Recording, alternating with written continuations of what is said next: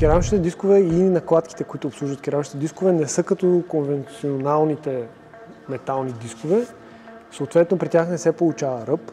Нямаме и толкова отделяне на прах от самата накладка. Тук идва момента как се познава дали диска е заминал.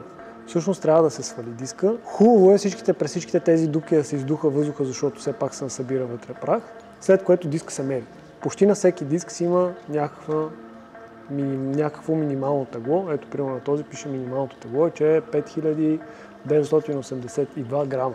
Тоест, ако премериме диска и той е под тези грамажи, съответно знаем, че той е заминал и трябва да се смени.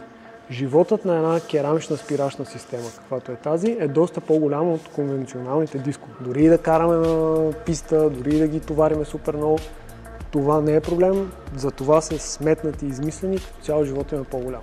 Няма проблем, че има ето такива напуквания, това също е нормално.